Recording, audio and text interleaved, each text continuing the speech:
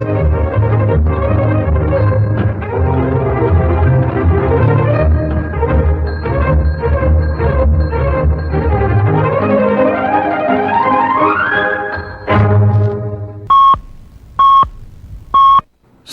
p.m. Pakistan Standard Time. Assalamu alaikum.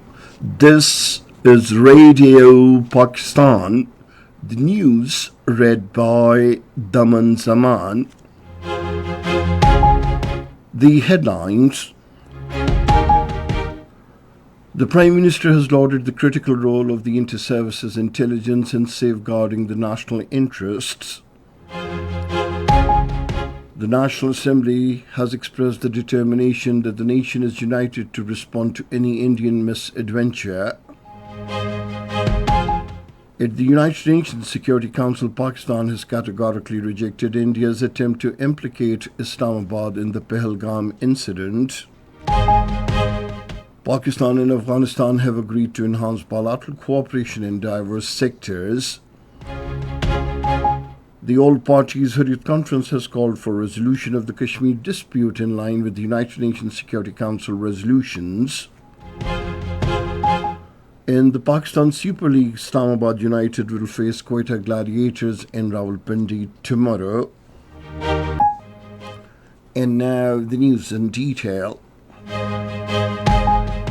Prime Minister Shehbaz Sharif today visited the ISI headquarters, where he was apprised of the regional security developments in the evolving threat matrix, including conventional military options, hybrid warfare tactics, and terrorist proxies. The Prime Minister was accompanied by the Deputy Prime Minister and the Foreign Minister, the Defence Minister, and the Services Chiefs. The visit entailed a detailed briefing on the prevailing security environment, with a particular focus on the preparedness for conventional threat in light of India's increasingly aggressive and provocative posture along Pakistan's eastern border. The Prime Minister and the accompanying dignitaries underscored the imperative of heightened national vigilance, seamless interagency coordination, and reinforced operational readiness to deter and decisively respond to any violation of Pakistan's sovereignty and territorial integrity. Commending the inter-services intelligence professionalism and strategic acumen, the Prime Minister lauded its critical role in safeguarding national interests and enabling informed national security decision-making under complex and dynamic conditions. He said the entire nation is behind the brave armed forces. He said Pakistan Army is one of the most professional and disciplined force in the world. The leadership reaffirmed Pakistan's unambiguous resolve to defend the homeland against all threats, conventional or otherwise.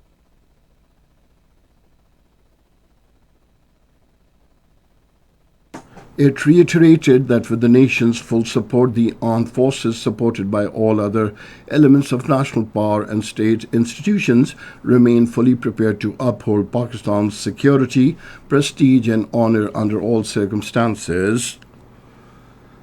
The National Assembly continued discussion on the regional situation arising out in the backdrop of the Pahalgam false flag operation and India's provocative actions following the incident.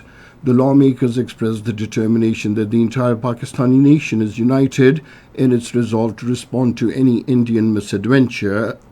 Taking the floor, the Minister for Information and Broadcasting, Ataullah Tarar, said Pakistan is also fighting the information warfare with India on the front foot.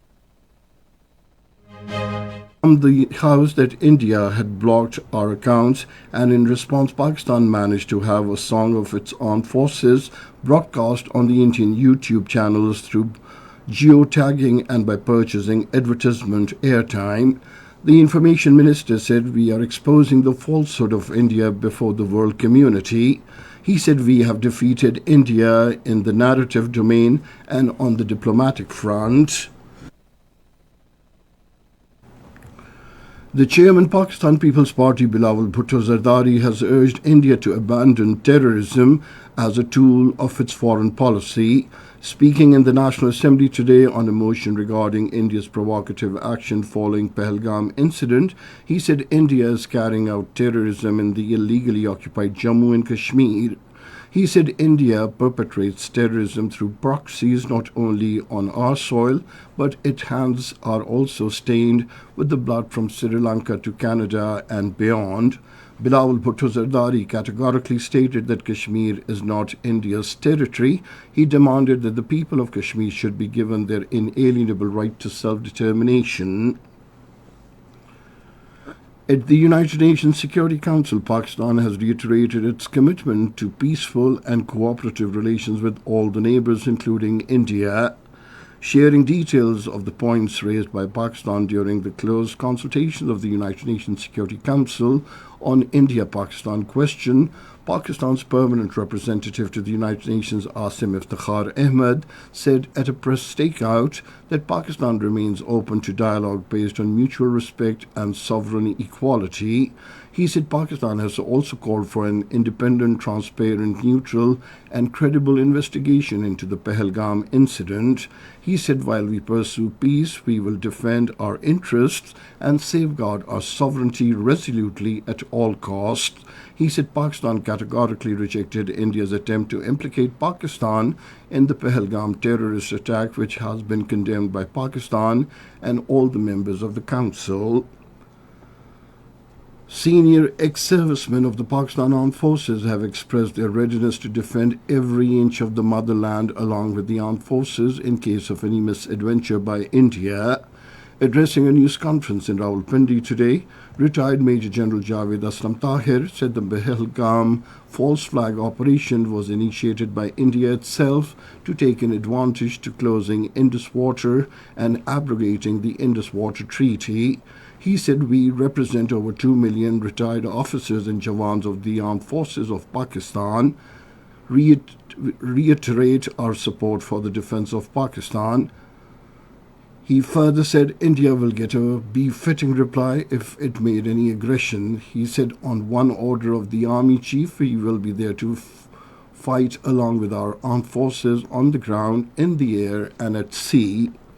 This is Radio Pakistan giving you the news.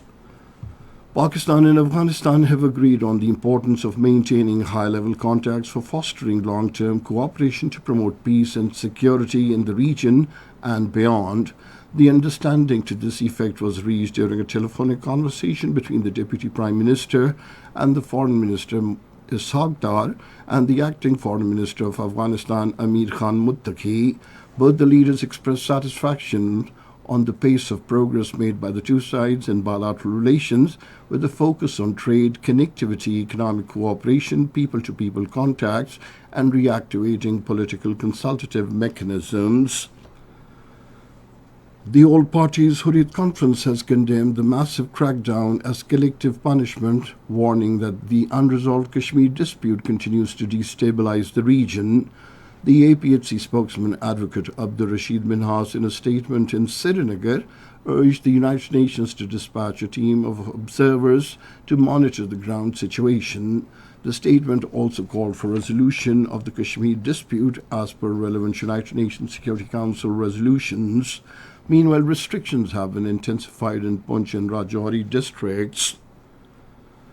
The Indian forces have arrested more than 2,800 Kashmiri youths during the ongoing sweeping crackdown across the Kashmir Valley since the Pahalgam false flag operation took place on 22nd of April in the Indian illegally occupied Jammu and Kashmir. The Inspector General of the Indian Police, V.K. Birdie, talking to media persons in Srinagar, confirmed that 90 of these detainees have been booked under the Draconian Public Safety Act.